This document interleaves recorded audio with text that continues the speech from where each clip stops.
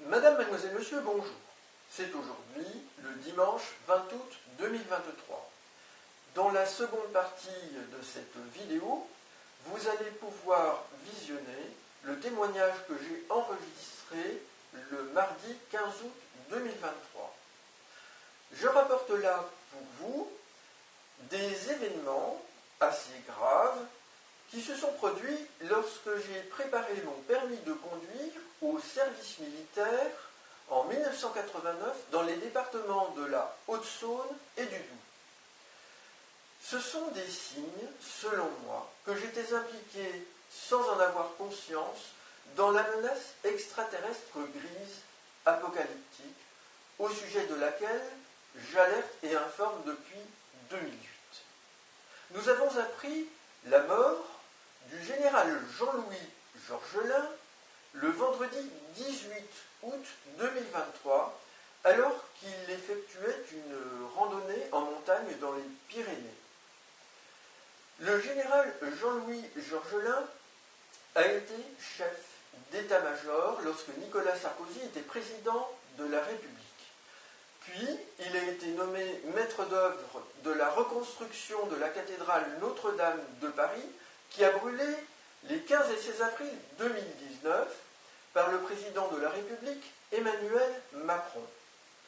Le général Jean-Louis Georgelin était lui-même catholique pratiquant, et j'observe qu'il est décédé 3 jours après le 15 août, qui correspond à la fête très importante pour les chrétiens de l'Assomption de la Vierge Marie. Et la cathédrale Notre-Dame de Paris dédie précisément son culte à la Vierge Marie.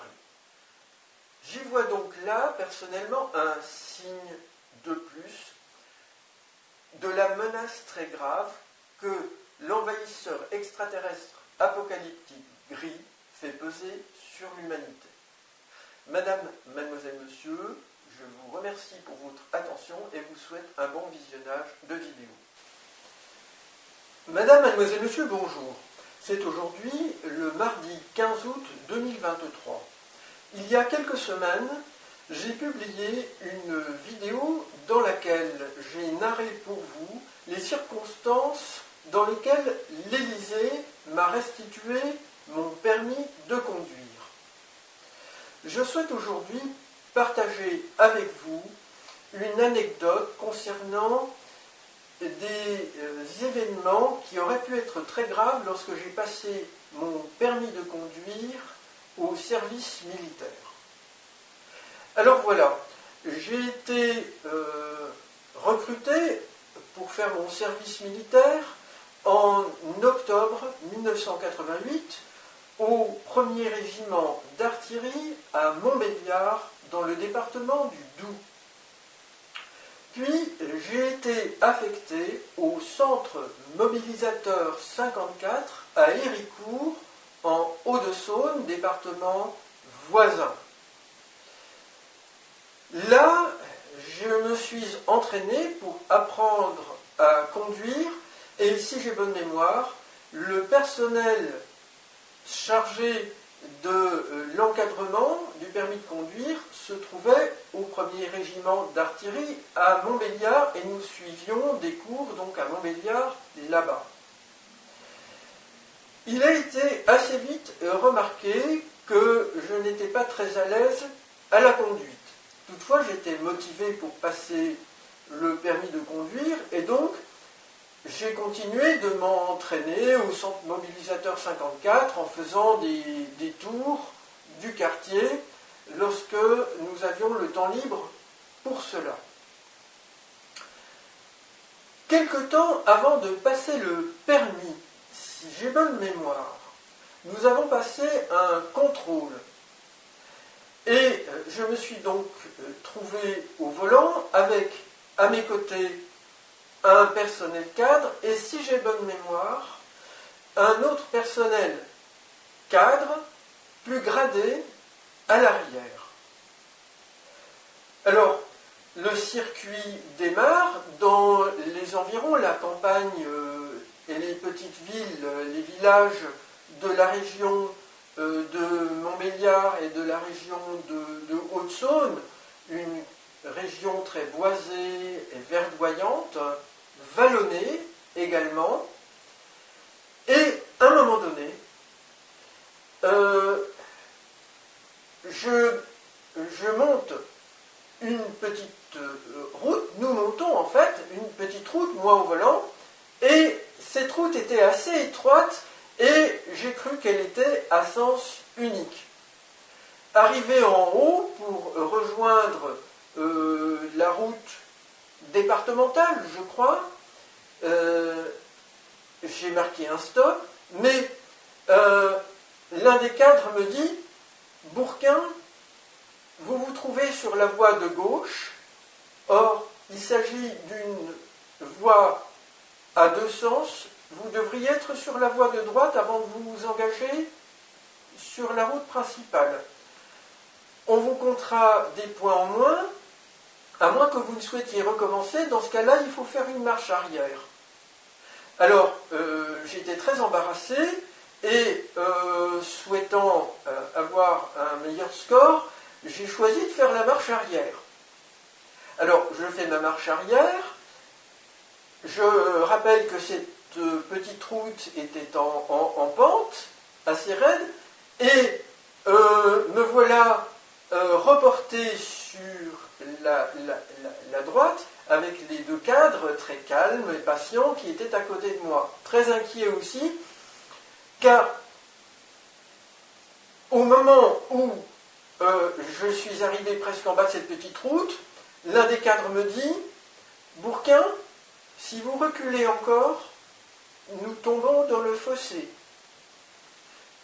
Est-ce que vous préférez monter de nouveau ou bien que nous prenions les commandes ?» Et là, j'ai ressenti que nous vivions un instant grave, car il fallait vraiment, quand j'ai regardé sur le côté, très peu pour que nous basculions dans le fossé. Donc, j'ai pris un instant de réflexion et avec courage, j'ai dit « je souhaite monter ». Alors, ils m'ont suivi, ils étaient très respectueux et j'admire leur courage. Et j'ai réussi. Nous avons réussi. Et je me suis retrouvé cette fois-ci au même endroit que tout à l'heure, mais sur la bonne voie, la voie de droite. Alors, je m'engage sur la route principale, qui est donc une départementale, si j'ai bonne mémoire. Et je crois que c'est lors de cette même séance, juste après, qu'est arrivé un autre événement encore plus grave. Je me souviens que j'ai fait un virage, et j'ai monté une autre route en pente, hein, c'est très vallonné là-bas. Et puis, je me suis trouvé dans l'embarras de suivre une voiture qui roulait assez lentement, et je me sentais mal à l'aise au volant. Donc j'avais envie de la dépasser. Alors, je la dépasse, mais je la dépasse trop lentement, trop tranquillement. Et soudain, en haut de la côte, arrive une autre voiture sur la voie en face. Je devais donc me reporter très très vite sur la voie de droite, chose que je ne savais pas faire, et soudainement mon coéquipier a pris les commandes, et là, nous nous sommes retrouvés avec beaucoup de peur, de sueur, sur la voie de droite devant la voiture qu'il fallait dépasser, sans avoir heurté la voiture qui venait en face. Et là, vraiment, tous les trois, nous avons eu très peur et je n'étais pas fier. Alors, si j'ai bonne mémoire, nous nous sommes arrêtés ensuite sur un petit parking et nous avons fait le point. Les cadres n'ont pas eu une agressivité déplacée vis-à-vis de moi, mais ils m'ont expliqué « Bourquin, vous devez encore beaucoup vous entraîner avant de rouler sur la route. » Voilà, donc j'ai quand même eu mon permis de conduire à l'armée, hein, je vous l'avais montré, mais à la fin, l'on m'a dit, je les remercie pour leur générosité, Bourquin, je vous donne un conseil, vous avez votre permis, mais entraînez-vous encore bien dans le civil. Alors, j'ai eu une voiture que mon père m'a achetée d'occasion, une Peugeot 205, et puis Elle a passé le contrôle technique et je ne l'ai jamais conduite. Elle est restée au garage dans la grange de mes parents. Et mon père me disait parfois au téléphone, alors que j'étais en Alsace pour mes études, mais tu ne prends pas ta voiture, tu ne veux pas conduire, on l'a acheté pour rien, c'est dommage. J'ai dit non, ça ne me dit pas, j'ai pas très envie, j'avais peur des accidents. Et cette voiture, mon père a fini par la vendre parce que je ne voulais plus conduire. Il l'a vendue à quelqu'un de sa connaissance qui a eu une mauvaise surprise au contrôle technique, alors qu'un contrôle technique avait été fait lorsque nous l'avions acheté. Le berceau moteur était pourri. C'est-à-dire que si j'avais pris cette voiture, et si cet ami n'avait pas fait ce contrôle technique, lui-même en reprenant cette voiture, eh bien, le moteur aurait pu, comme l'a dit mon père, qui était un excellent mécanicien, tomber littéralement sur la chaussée en roulant. Donc voilà une nouvelle mésaventure. Alors, je vous ai dit que dans le cadre de cette affaire des intrus extraterrestres apocalyptiques gris et de leurs opposants, je suis impliqué personnellement pour des raisons qui concernent particulièrement différentes incarnations de mon âme, et que j'ai souvenir en particulier que mon âme, je pense, vous n'êtes pas obligé de me croire, je ne vous demande pas de me croire, que mon âme a été celle de Léonard de Vinci. Vous savez que Léonard de Vinci, c'était un spécialiste en mécanique, un inventeur, notamment pour les guerres, des machines, etc. On lui prête l'invention du vélo, je ne sais pas si c'est vrai, c'est discuté par les historiens. Et malheureusement, avec Léonard de Vinci, son influence, je dirais que nous partons plus vers le plan apocalyptique. Alors ça, c'est épouvantable avec les êtres gris. Et je crois que tous ces ennuis que j'ai pu avoir jusqu'à ce berceau moteur, berceau, entendez le berceau, donc des incarnations passées qui posent problème, là, dans l'instant présent apocalyptique en développement, au cours de mon existence, la vôtre, les leurs, bref, tous ces instants très particuliers, historiques et dangereux que nous vivons, eh bien, voilà, ce sont des signes qui devaient me renseigner sur un plan conscient qu'il y avait danger. Alors, la voiture Peugeot, elle a un lion dessus, vous savez, c'est peut-être de l'héraldique, une héraldique familiale, je ne sais pas. Et l'héraldique, c'est pas bon. Ça relie à la noblesse, qui se relie à la monarchie, et les êtres gris apocalyptiques, je voulais dire, accolent au Royaume-Uni, la monarchie, la noblesse, et tout ça, c'est pas bon. Voilà, madame, mademoiselle, monsieur, je vous remercie infiniment pour votre attention, et vous trouverez des vidéos en écran de fin.